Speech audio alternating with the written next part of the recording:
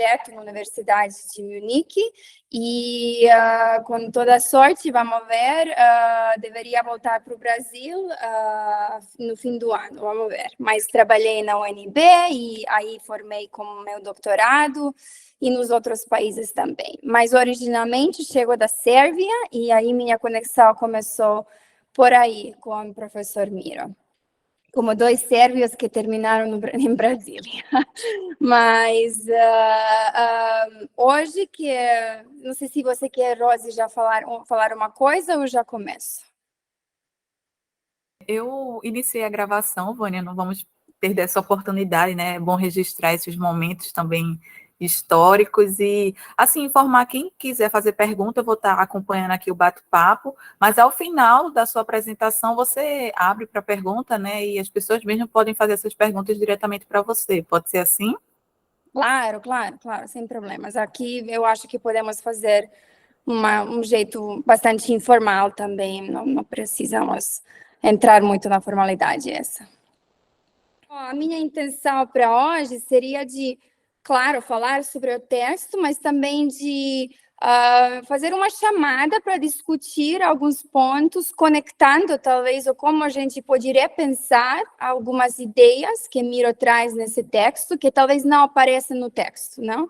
Que a gente poderia, como uma assim, invitação para talvez um próximo trabalho que vai partir das ideias que Miro vai criando nesse texto, que a Miro oferece nesse texto, não?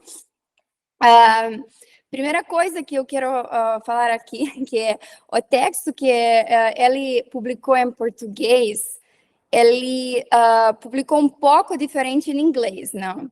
A tradução que fez, que eu recebi, na verdade, e revisei em sérvio, é do texto que a gente traduziu como São Paulo, Parousia como mudança do mundo.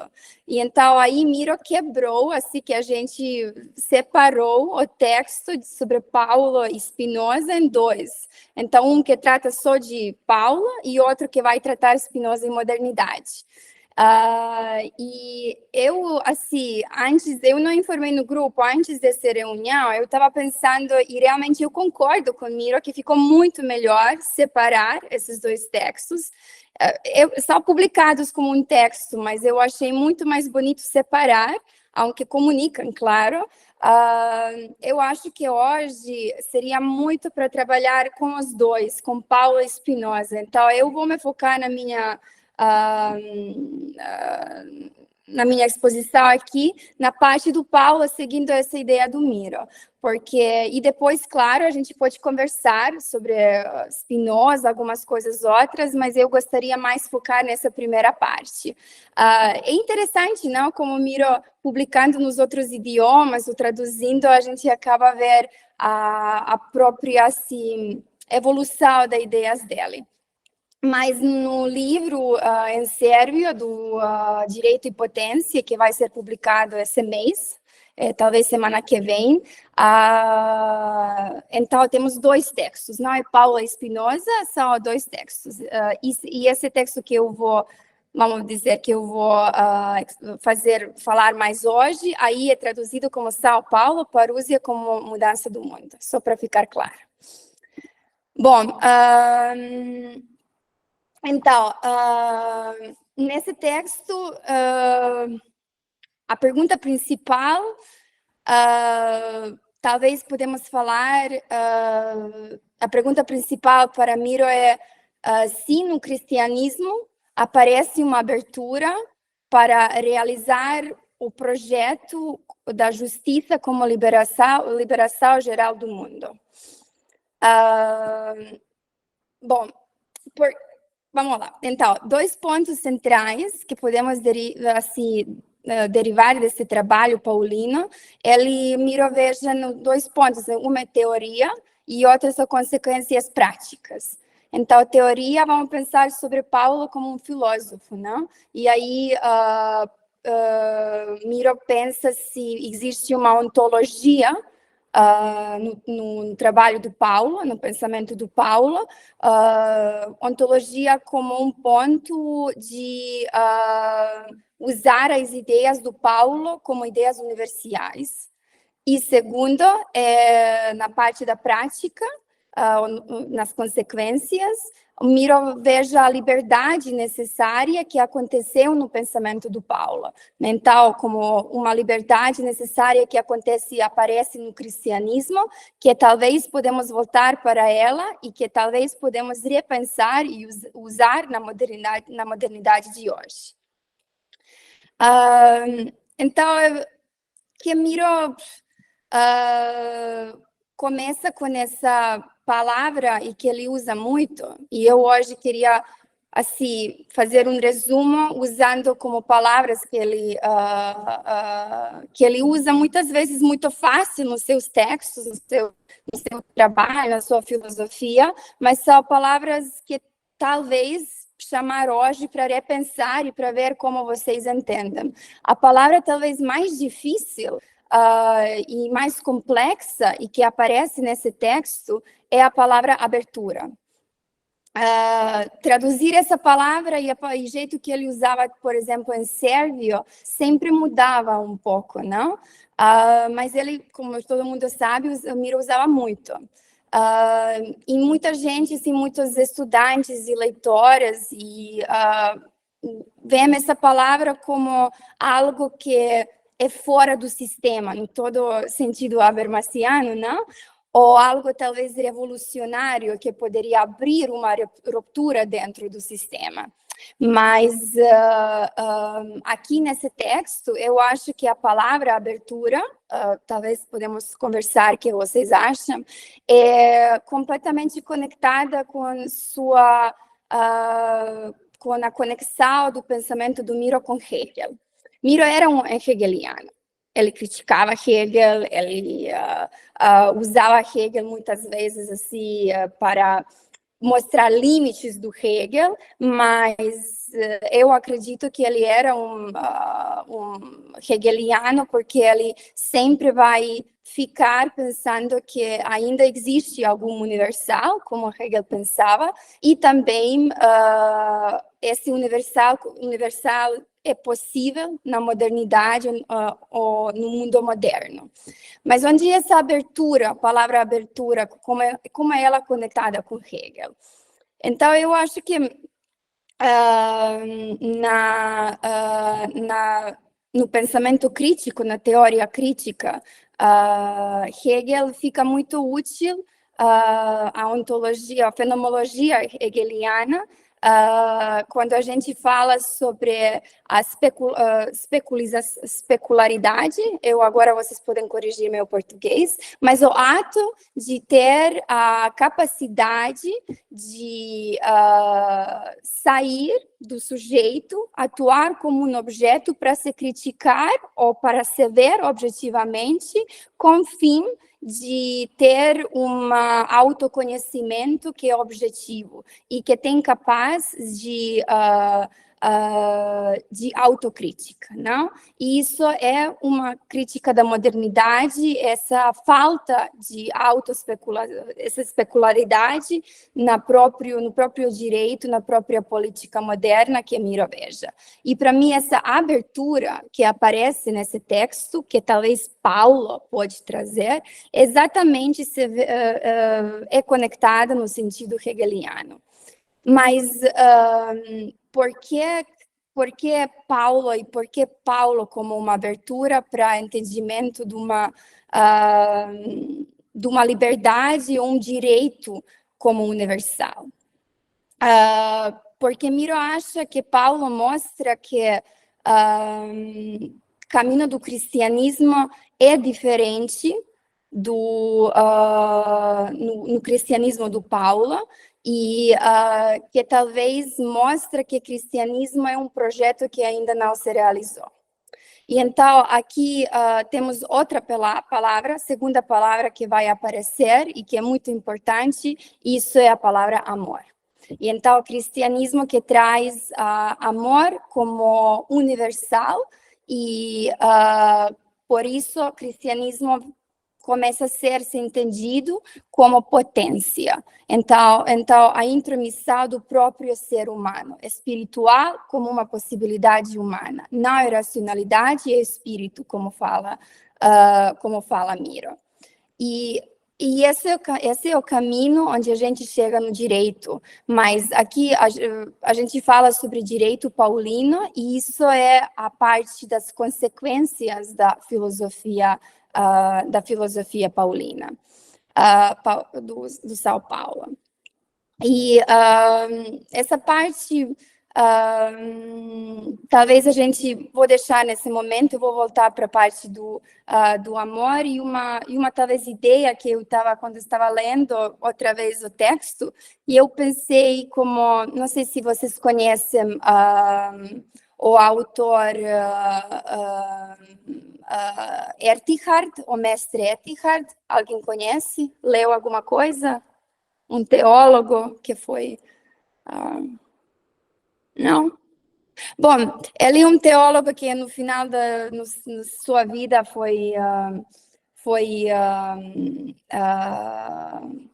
Inquisição matou ele, a Papa chamou ele herético e tudo, mas ele foi muito importante, que ele falou que o Deus é amor, e que todos nós, com amor, podemos ver o Deus, e podemos reconhecer Deus, porque Deus é nada. É amor, é possível ver nada, não? E ele usa Paulo, no momento quando que cita Miro no texto, quando Paulo se converte em cristiano, não? Quando ele está no cavalo, quando cai do cavalo, não? E mestre Erhard, ele vai dizer que nesse momento, no texto, como Paulo, quando ele caiu, ele não viu nada. A Deus apareceu como nada. E esse teólogo vai dizer, isso é Deus, é nada e tudo, não? E com amor, você pode transformar nada em tudo. Ou você pode ver o Deus. E ver o Deus, ser o Deus, na verdade. Por isso foi...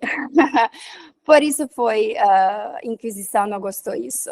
Mas a palavra, então, mais importante nessa teoria, assim, ontologia paulina, é amor.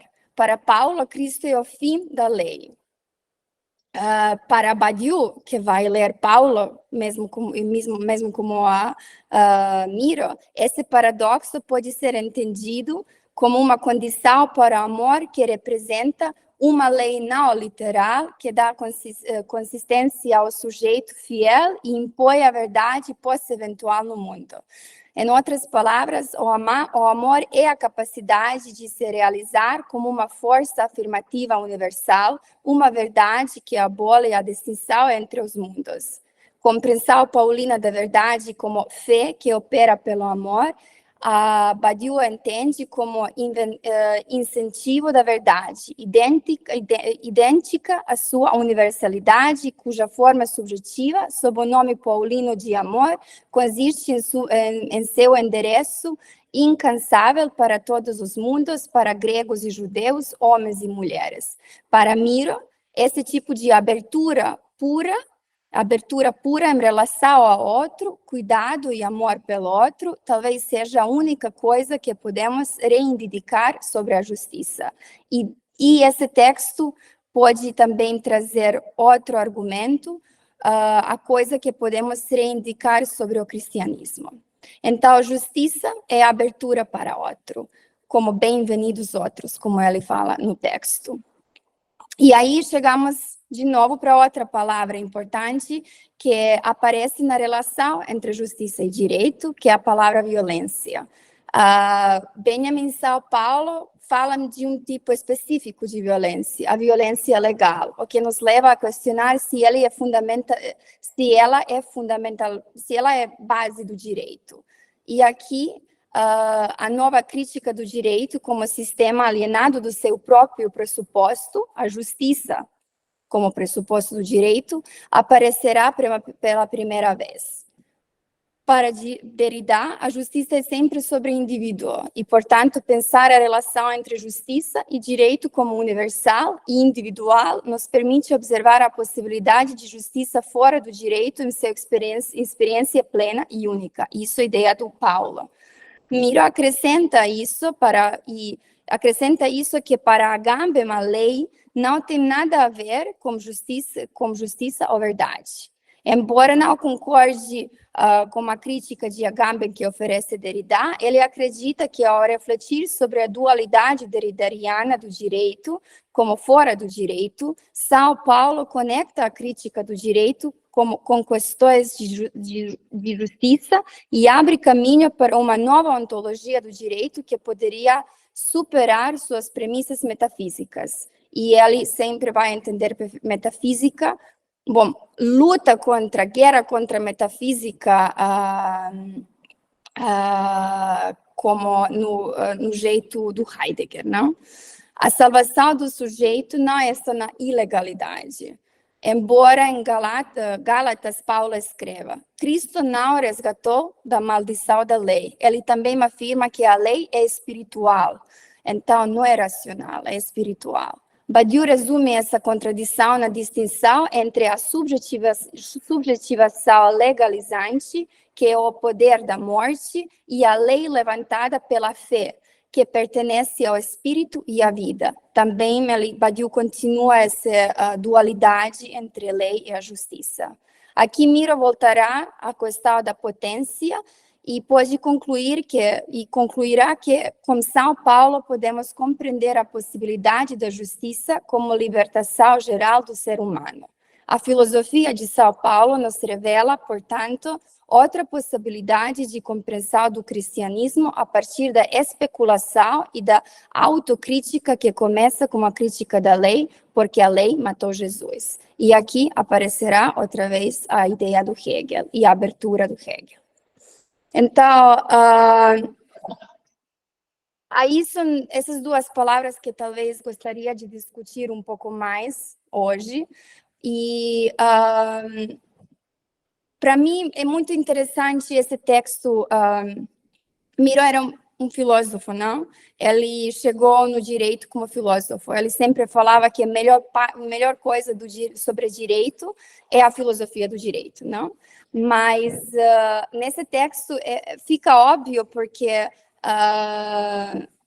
ele vai dizer que pensar sobre direito é pensar sobre próprios pressupostos democráticos.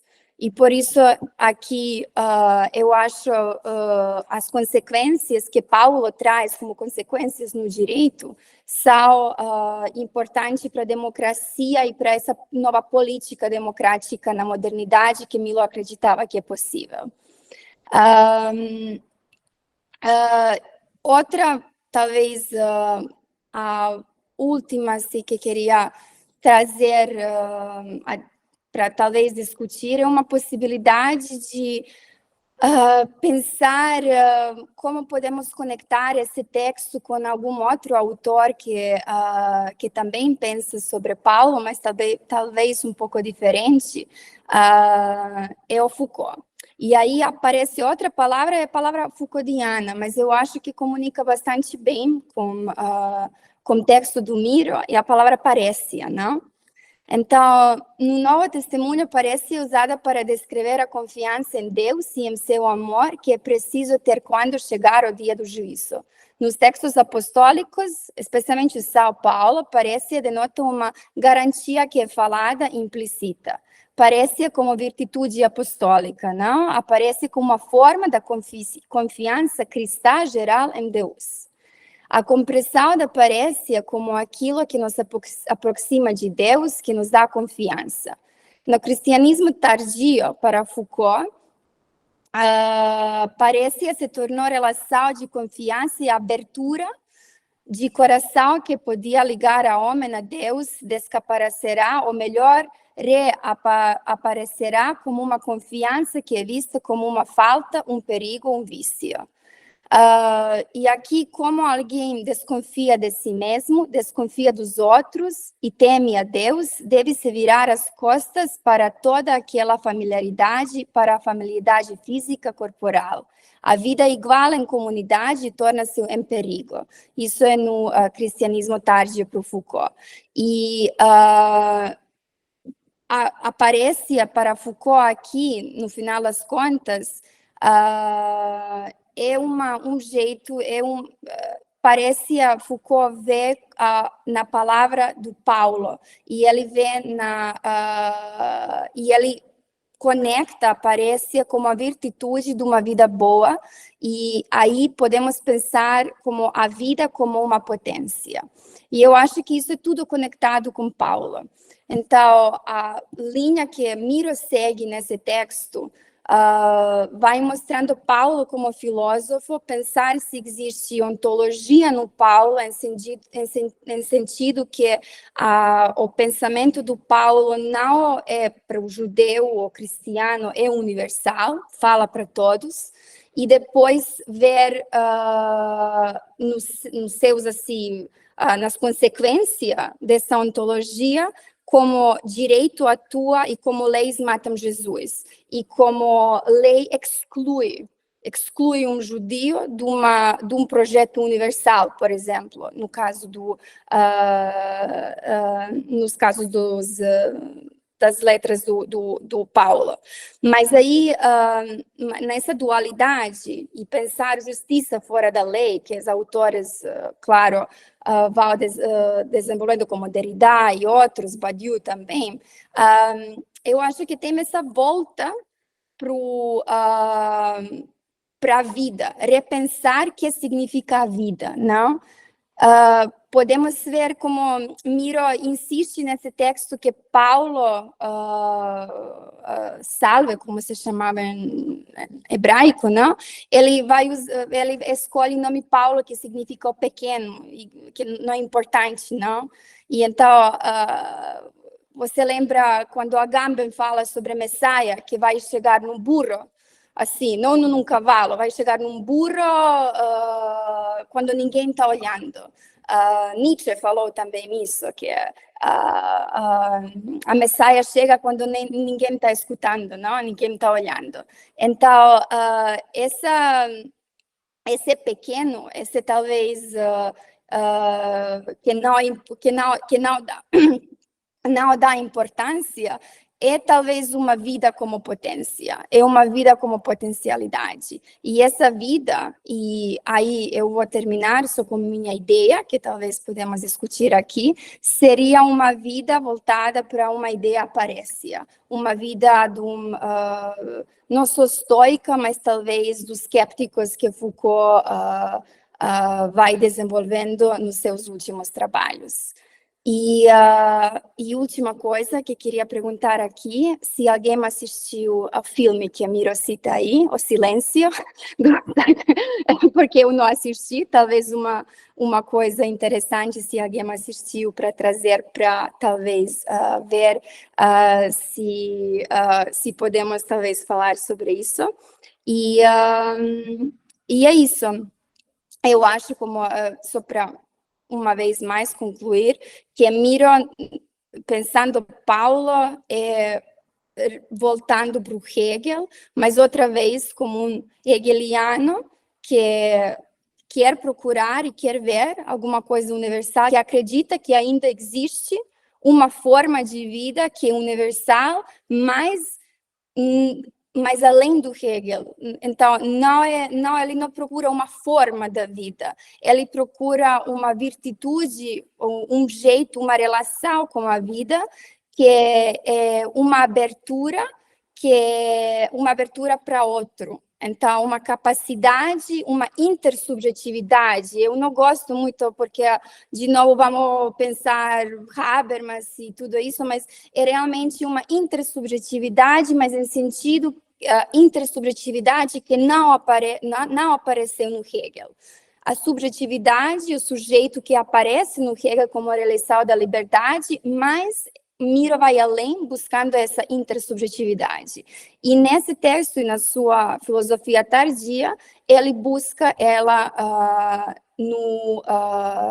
na cristianismo e filosofia do Paulo, e vai pensando Paulo como filósofo. E eu acho que esse texto mais ou menos apresenta essa ideia e esse fluxo. E vou parar agora, porque acho que não temos muito tempo para discutir. E desculpa por meu português, viu? Se alguma coisa não é clara, por favor, pergunte. Obrigada. Muito obrigada, Vânia. Eu queria você fala tão bem o português, e se a gente tivesse pelo menos o mínimo de falar um pouco do sérvio, como você fala o português, acho que a gente ia se comunicar também muito bem lá na Sérvia. Agradecer, Vânia. Eu acho que você falou assim no começo, e é uma grande notícia, né? Essa que você nos falou, que o livro de Miro, eu acho que é um dos primeiros livros dele, assim, depois que ele veio para o Brasil, que vai sair primeiro na Sérvia, antes do Brasil. Então, acho que isso é bom também, e fico muito contente que tudo tenha dado certo. Agradeço muito o seu esforço de seguir adiante esse projeto de publicar um livro de Miro, né, um livro póstumo. Então, ele precisa ser lido na Sérvia, e depois a gente vai trazer esse projeto para o Brasil, de publicar esse livro também aqui no Brasil. E achei importante, Vânia, você, acho que foi excelente, porque você ficou nessa primeira parte, né? Esse texto, eu até fiz um slide para os estudantes mesmo, assim, para esclarecer, porque esse texto é de 2009, ele juntou exatamente, é um texto em que ele junta o primeiro texto, que é esse que você falou, São Paulo, parousia como mudança do mundo, e o texto que o Cangiano, né, vai apresentar na semana que vem. Então, foi muito bom você falar desse aspecto de Paulo, e o Cangiano vai trazer uma abordagem sobre Spinoza. Então, vou abrir agora para perguntas. Quem quiser fazer alguma pergunta, algum comentário, esse é o momento. E como a Vânia falou, ela está do outro lado do mundo, então a gente aqui no Brasil é um privilégio estar podendo vê-la e ouvi-la.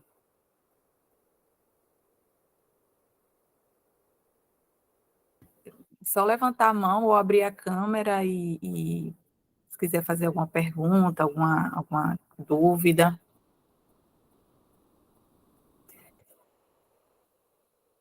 Antônio estava perguntando sobre o link. Eu acho que quer fazer alguma pergunta, Antônio, alguma dúvida? Bom, a exposição da Wanda foi muito clara, né? Do curso que o Mírio segue, né? Na busca desses pressupostos da modernidade ligada ao direito, ligada ao sujeito, né? Ligada a, até chegar nessa coisa da diferenciação, né? Então, essa abertura amorosa teria também uma importância com relação às diferenças, né? Às singularidades das pessoas e tal. Você ter uma relação com o outro. É pena que, assim, sempre que eu vejo essas nossas conversas com o Miro, eu sinto a falta do Deleuze, que era mais... Ele fala no texto com Spinoza sobre Deleuze, mas não chega a aprofundar, ele ficou mais em Derrida e tal. Mas Deleuze fala muito disso, né? Dessa diversidade, das multiplicidades e da, da potência do desejo, né? Que está muito um pouco ligada ao conatos, que eu vou falar sobre Spinoza, né? E é importante, porque a Vânia falando que o Miro era hegeliano, né, sair do espírito para a imanência, né, eliminar, ou então fazer uma crítica à transcendência, né, para uma filosofia da vida concreta, que aí a gente vê mais isso delineado em Deleuze, né, Deleuze e Guattari. Então, a minha pergunta assim, para a Vânia é como é que ela vê isso nesse plano de imanência, né? Porque Paulo, por exemplo, quando ela fala que o Miro falava isso, né? Que o projeto do cristianismo não se realizou na prática. A gente entende que esse projeto não se realizou na imanência, não faz parte. Nossa, as pessoas vão na igreja, tem religião, tem tudo, mas o amor na justiça, no direito, na vida, ele não acontece, né? Aí eu queria que ela comentasse um pouco disso, mas nessa coisa porque falta, eu acho, uma coisa factual aí, que é a ligação disso com o desejo, né? O desejo como força motriz, como conatos, como resistência à vida, como a forma de existir e tal, que é um pouco que eu vou abordar mais na frente. Mas eu fiquei no primeiro momento sem fazer pergunta, porque é muita coisa que vem, né? Quando a gente fala do Miro, com a profundidade que ele tem, do conhecimento dos filósofos, que ele fala como, né, se fossem velhos amigos. É difícil. Exatamente. Exatamente, isso foi bom, exatamente. Mas, não, eu fico muito feliz, primeiro, que não entrei na sua fala sobre Spinoza, porque eu acho que é muito, como você fala, Miro falava, então você vai Hegel e depois você vai Lacan e visita esse, sabe? Como foi uma coisa muito simples. E ele realmente desconstruiu umas relações tão complexas, mas de uma maneira tão simples. Isso é beleza da sua filosofia, mas também é perigo na sua filosofia. Perigo porque a gente pode entrar simplificando as coisas. E então as palavras ele não usa como conceito, não é assim, ele raramente ele vai usar a palavra conceito realmente, eu acho, assim também, e eu acho que isso, e aí começa também essa grandeza do pensamento do Miro, porque o conceito é uma identidade, então já fecha, é definição identitária, não? Você definindo um conceito, não importa se um conceito crítico à liberdade, assim, você já fecha uma discussão, você já fecha esse processo da especularidade e essa possibilidade de uma abertura que talvez pode repensar aquele conceito. E aí, agora, tentando um pouco de responder à pergunta, ou falar sobre a pergunta, eu acho que responder não posso, não, mas talvez, assim, refletir um pouco.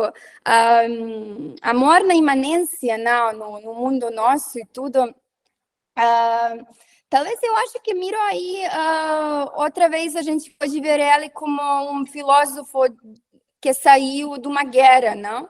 Eu acho que ele sempre gostava, e eu concordo com ele muito, a ideia de uma política da amizade, por exemplo, que vai falar Derrida. E aí, os amigos, não? Como uma política com amigos que se podem criticar, que podem brigar e tudo, mas no final são amigos, compartilham o mesmo mundo, não?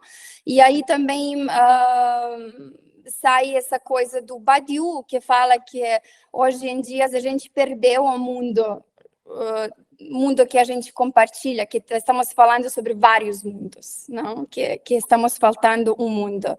E amor na imanência é uma possibilidade. Eu acho que Miro, nessa imanência, talvez, quando fala também antes do Marx e tudo, chegava numas ideias revolucionárias, mas não revolucionar uma revolução marxista, mas também, talvez, mais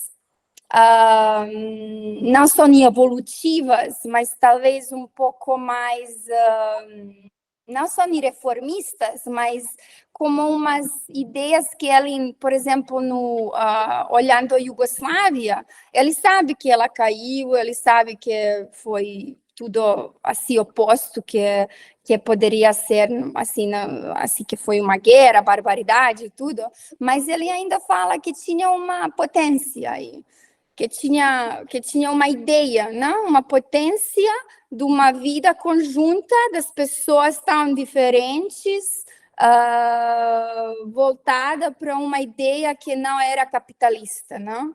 Então, talvez amor, assim, no plano ontológico, na sua consequência, seria uma política, nova política, um direito novo, que poderia oferecer essa amizade e que não é voltada para o capitalismo, não? Que não é conectada com desejos, que não é operada com nossos desejos.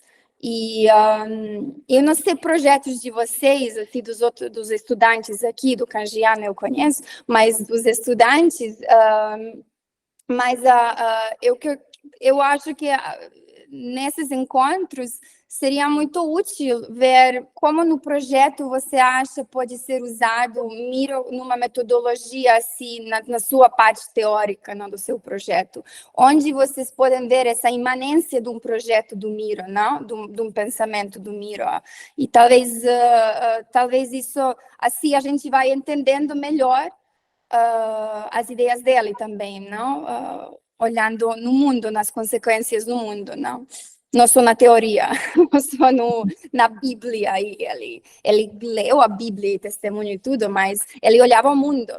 Ele olhava nós, a faculdade, assim, ele olhava o mundo ao redor dele, não no mundo grego só, não?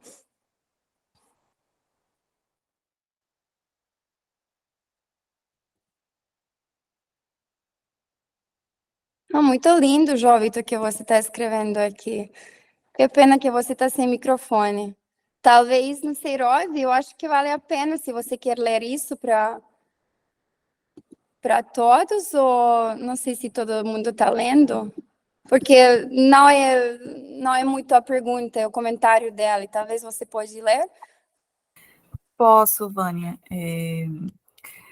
Ele inicia essa abertura para o outro, inclusive, podemos ver que antes da sua conversão, que acontece em consequência da queda do cavalo, Saulo, antes perseguidor de Jesus, pois era fariseu, isto é, não havia em Saulo essa abertura para o outro, pelo contrário, ele perseguia em vez de entender. Nesse sentido, na perspectiva da queda, quando Saulo vê a luz e cai por terra, a partir daquele momento ele tem uma mudança, passa de perseguidor a seguidor de Cristo. Logo, podemos tratar essa epifania de Deus como uma oportunidade para Paulo ter a abertura para o outro, pois, como ele mesmo afirma em Coríntios, ainda que ele falasse a língua dos anjos, sem amor nada seria. Assim, a abertura para o outro, deixa eu ver só um minutinho aqui. Assim, a abertura para o outro se dá com efeito por meio do amor, do caritas. E no tudo posso naquele que nos fortalece como potência de Deus. Muito bonito, né, Vânia? Pois é, muito bonito. Eu acho que é conectado com a pergunta do Cangiano também, não? Tem uma coisa que eu acho que é interessante, né? Porque Deleuze já entra na questão do desejo, que é muito mais imanente do que a ideia de amor, né? Para você amar o próximo como a si mesmo, primeiro você ama você mesmo, para depois ter algum tipo de altruísmo de amar o outro. A questão do conatos é a questão da sobrevivência, da resistência, do agir por você, tá certo? Afetando outros ou sendo afetado por eles. Eu acho que isso é mais concreto do que...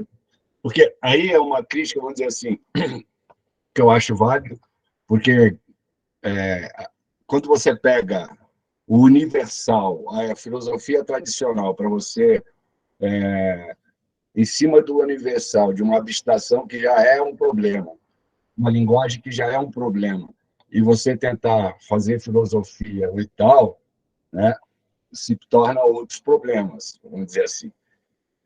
E aí eu trago um pouco da minha militância política, porque eu faço filosofia, mas eu tento aplicá-la, tá certo, na imanência, na questão política, na questão de mudar, tá certo, uma mentalidade, vamos dizer assim, né?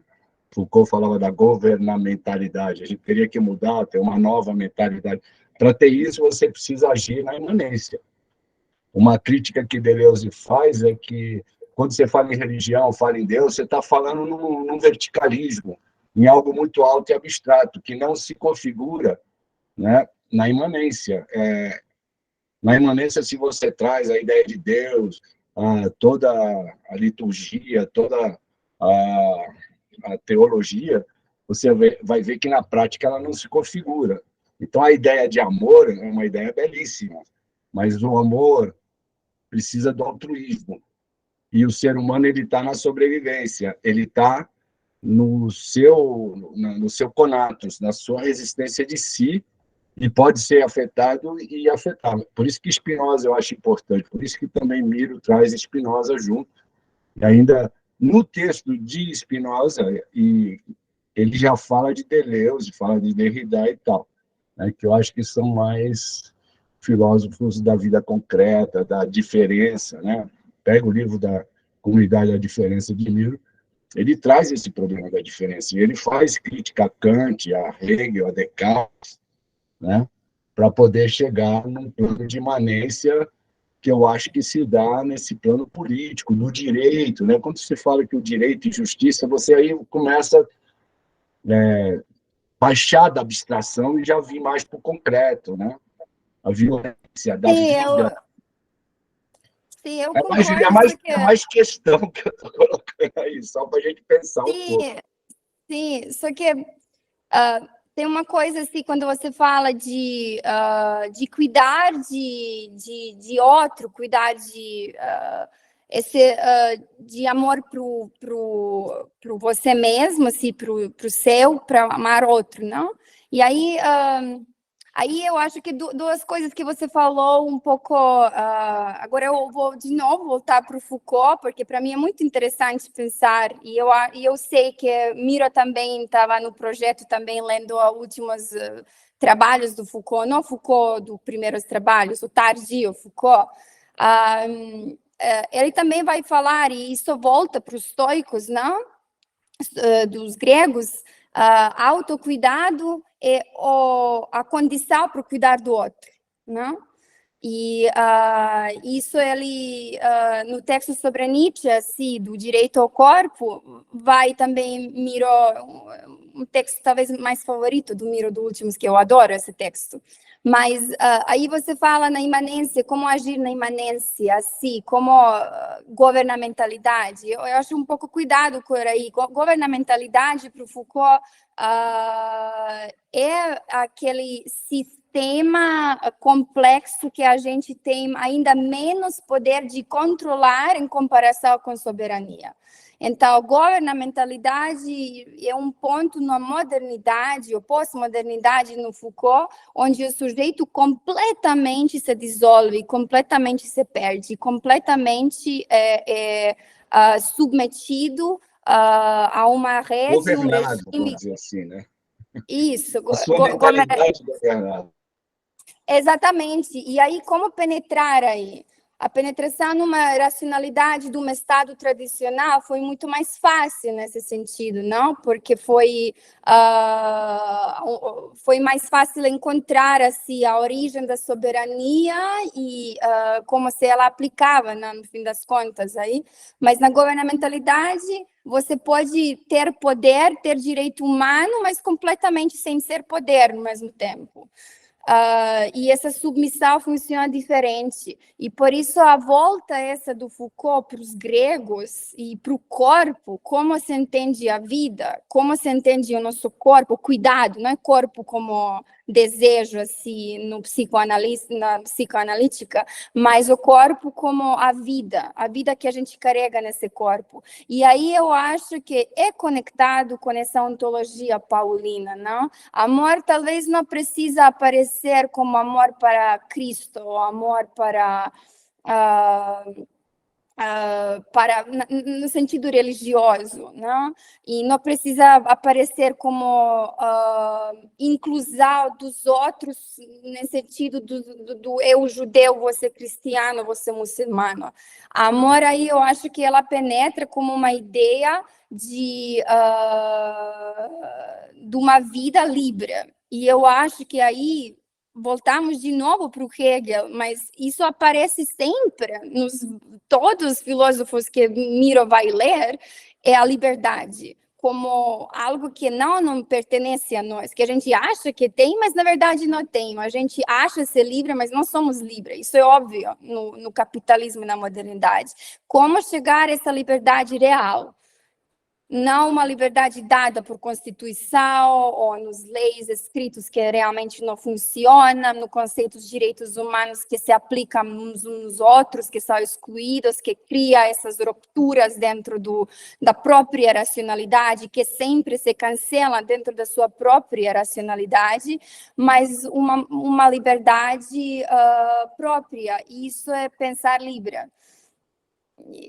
Talvez amor pode ser seguida nesse caminho também, quero dizer, não só no caminho do Paulo. Ele começa com Paulo, mas como uma forma, um método que pode ser aplicado nas outras coisas, na minha leitura. Eu também vou querer fazer uma pergunta. A Nara fez uma pergunta, então vou para a Dinara. No final, eu só queria também fazer a minha, Vânia, se tiver um tempinho, que eu gostei muito. Claro. Vamos à da Nara. Miro fala em Paulo do amor mundi, era um dos pontos que eu ia tocar. Paulo e a metafísica, Paulo e a justiça. Quanto ao amor, esse agir na imanência se torna complexo quando sentir o amor aos outros, que são diferentes e pensam diferente no sentido político, como conciliar? É extremamente difícil. Daí Miro afirmar que a parousia ainda não pode ter acontecido, né? Sim. Outra vez uma pergunta muito bonita, um comentário, na verdade, muito bonito. Concordo. Como conciliar no sentido político, e aí essas consequências, não? Como eu falei a Paulo como teórico, e nas consequências, se essa consequência podemos ver na política direito, não?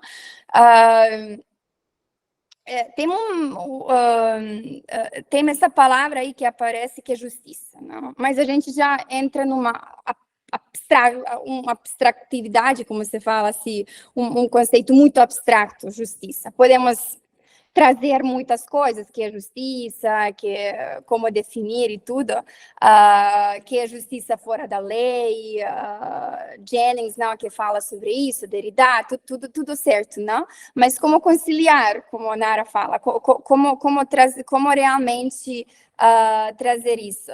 E então, eu sempre pensava, se a gente fala sobre injustiça, que é injustiça? Se a gente pensa sobre a justiça, o que seria injustiça? Justiça é muitas vezes conectada com uma lei, não? É justo isso. Lei, ou uma coisa da cultura, ou uma lei falada, ou lei escrita. Mas que seria uma injustiça? Então, para Spinoza, aí você não delega outro direito da sua vida e a sua existência. E, em primeiro lugar, está o seu conatus, né? Você estar aqui. A partir do momento em que você traz a violência, ou então delega a violência ao poder de Estado, de poder, inclusive, ter uma pena de morte, você não está no seu direito natural, né? Aí vem a questão do justnaturalismo e tal. Eu acho que é importante, né, que essa questão da justiça está ligada ao ser no mundo, né? Que é um pouco do que eu vou falar lá na frente. É o É isso estar sim, mas muito mais, sim, não sujeito a normas, mas o ser estando no mundo com o seu conatus e o direito dele existir, dele falar, dele ter opiniões, dele ser diferente. E o único processo desse é a democracia, vamos dizer assim, né? Aí entra a eu questão. sei, mas espera aí. Então, injustiça seria a falta da justiça? A injustiça seria você não poder ser em toda a sua plenitude. Mas você. Você ter o seu corpo com toda a sua potência, vamos dizer assim, né? Mas a Se injustiça. afetar e ser afetado, né? Por isso vem o Mas a conceito de injustiça na imanência. Injustiça na imanência. na imanência. Eu estou falando Mas só da não imanência. é. Mas a justiça na imanência, na minha leitura, depende do outro. Sim. Justiça pode até acontecer sem moto, mas injustiça não, porque, por exemplo, no conflito, não? No conflito, assim, pode ser guerra, guerra é mais fácil observar, não? Porque o amigo e inimigo, assim, qualquer relação, exclusão do outro muitas vezes é justificada com justiça, não? Eu tenho direito a alguma coisa, você não tem, é justo então eu ter isso e você não ter, não? Assim, a questão da justiça. Mas que seria a questão da injustiça? Se o outro lado fala injusto isso, seria a ausência da justiça ou seria um reconhecimento? É o direito de você achar que é injusto, tá certo? E ter o mesmo direito que o outro de dizer que é justo, né? De você existir, de você ter, vamos dizer assim, que aí está o conceito de democracia, né? De você É isso.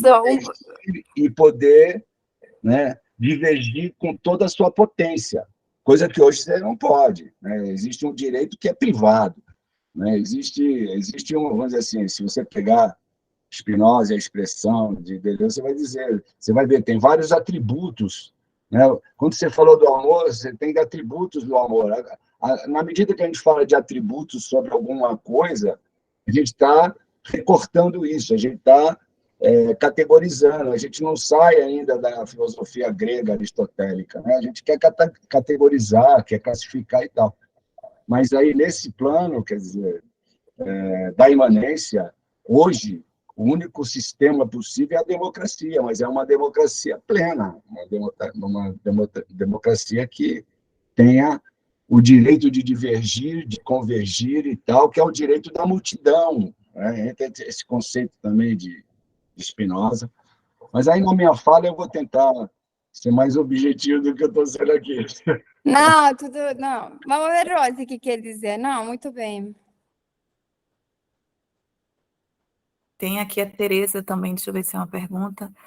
Frente à intolerância, às diferenças ideológicas que vivemos atualmente, é interessante de se pensar que há necessidade de encontrar uma conciliação das opiniões divergentes para que haja debates democráticos e ricos. Ela está complementando, Vânia, o comentário da Nara. E é interessante, né? Eu lembrei muito do texto aqui, 2 textos de Miro que também são muito bons, A Impossibilidade da Democracia e Na Casa de Levinas. Ele fala muito sobre essa questão, como a gente, tipo, como o torturado vai receber, a vítima vai receber esse torturador e conciliar, conversar, né? Como, por exemplo, pessoas que foram fortemente vítimas da pandemia, vão dialogar e deliberar com bolsonaristas radicais. Isso agora está muito, muito presente na política brasileira, sabe, Vânia? Como da Vânia. Só para contextualizar essas perguntas que são muito pertinentes, né, e comentários da Nara e da Tereza, que a gente vai ter que, em algum momento, pensar isso aqui politicamente. Você quer falar alguma coisa sobre isso, Vânia? Vocês aí na Sérvia, né? Vocês são, assim, sofreram tanto também politicamente, como vocês conciliam com essas diferenças que, quando tiveram instância de poder, jogaram bombas nos territórios de vocês. Eu acho que esse é o ponto, entende? Isso e aqui é exatamente o ponto porque Miro necessitava São Paulo para sua filosofia, porque uma conciliação não existe sem ontologia.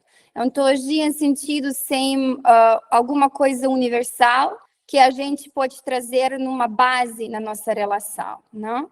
Então, no conflitos como, por exemplo, na Sérvia e tudo, nos Balcãs, os muitos outros conflitos, não era, eu acredito firmemente que não foi uma coisa que as pessoas queriam. Não foi um antagonismo, um ódio assim que existia latentamente assim por décadas dentro da Iugoslávia e que alguém chegou e ativou esse sentimento. Eu acredito firmemente que isso não foi o caso, por exemplo, durante a guerra na Bósnia. Mas existia um vazio, existia um silêncio que foi preenchido com medo. Então, quando quebrou o comunismo, as pessoas ficaram sem identidade. Então, o projeto socialismo e partido oferecia a única identidade para umas repúblicas muito diferentes, não? Porque não compartilhavam nem idioma, nem religião, nem etnicidade. Então, quando isso caiu, o povo ficou sem essa base. E então, começou a ter... Assim, chegou assim um momento, assim, primeiro momento era um medo como vamos seguir, o que vai acontecer.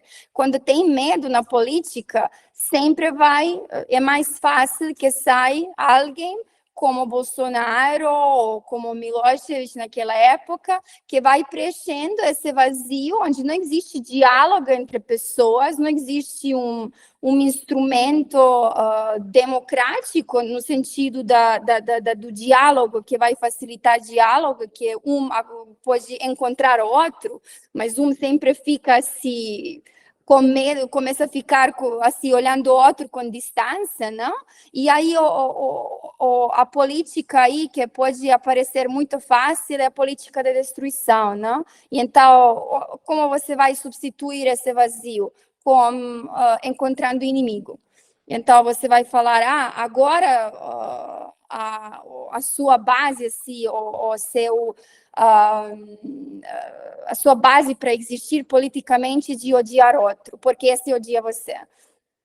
E aí você vai aumentando, e as consequências podem chegar, como foi nos Balcãs, né? Que foi completamente orientado como no nazismo também, que foi de eliminar o outro, né? Porque o outro quer eliminar você, ou que é uma ameaça para você. E essa política schmittiana do amigo e inimigo é muito fácil essa de encontrar no espaços vazios onde não existe diálogo, onde não existe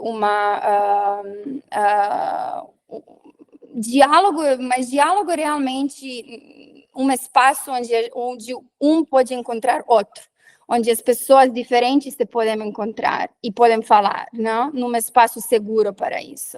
E então essa conciliação realmente é possível só no sistema que a gente chama democracia, isso é com certeza, mas não pode seguir com simbolismo, não pode seguir com umas coisas simbólicas. O direito ficou simbólico, não? Chegou no momento que muitas vezes é puro simbolismo, assim, opera com uma linguagem que, na verdade, não é uma linguagem das pessoas, não? E que não tem umas consequências empíricas, que é o direito sem força, que podemos falar assim, e na política também. E então, essa base precisa ser concreta em sentido, talvez, num mecanismo novo, na democracia, ou num mecanismo novo no direito ou na política, mas concreta, teoricamente, onde agora a gente pode discutir na filosofia, seria que a gente compartilha. E eu acho que a gente compartilha como ser humanos, que queremos ser livres e que queremos ter uma vida boa, não? E que volta sempre para os gregos, mas eu acho que no meu pensamento, na minha investigação, sempre aparece isso, aparecem gregos de novo, não? Que todo mundo quer. E quando você tem uma experiência, por exemplo, como você fala das guerras, uma coisa, um antagonismo muito profundo, não? Como você conciliar com esse outro? Como ativar esse amor? Não precisa ser cristianismo assim, em sentido, como você fala, alguém te bate aqui, você dá outro, não? Não sei como exatamente vai em português na Bíblia, mas pode ser, por exemplo, primeiro ver sempre o outro como humano, não? não desumanizar outro, assim, não fazer essa necropolítica em sentido que o imperialismo que a gente viu também muito no Covid, também na vacinação, não? Ativar tudo isso. Então, não fazer ver outro como humano. E que esse humano também tem seu conceito da justiça e injustiça, não? A gente não pode cancelar a opinião do outro. Talvez você tenha como o Canjiano falou, você tem direito de pensar que eu faço uma injustiça para você. Isso é seu direito, assim, como pessoa. E isso, assim, você realiza como pessoa. Mas o amor aí, primeiro, o básico seria não desumanizar outro. Outro existe como você e processa coisas como você. E daí, se eu concordo que você é humano, se eu quero ainda eliminar você, isso já é uma patologia de você como pessoa. Isso já é uma coisa que não é uma pessoa capta de viver numa sociedade, não? Uma pessoa que pode compartilhar o mundo. Mas eu acho nos muitas relações a gente desumaniza, e direito desumaniza. Quando a gente usa números, quando a gente fala sobre leis, quando a gente fala imigrante, não pensando que é uma pessoa viva, não? Quando a gente olha acidentes ou catástrofes num país diferente que é no seu, ou diferente que é nos Estados Unidos, que todas as médias e toda a gente faz, começamos a desumanizar muitos outros, não? E talvez isso seria assim, a mínima condição para falar sobre amor, talvez, não sei.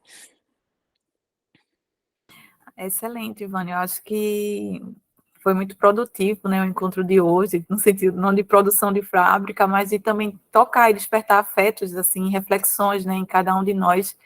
E eu acho que a gente até pode conectar, né, esses comentários finais da política atual com o próprio Saulo, né, o comentário do João, que Saulo era aquele que, em momento nenhum, achava que podia conciliar com Jesus, ele o perseguia, né, e teve essa mudança.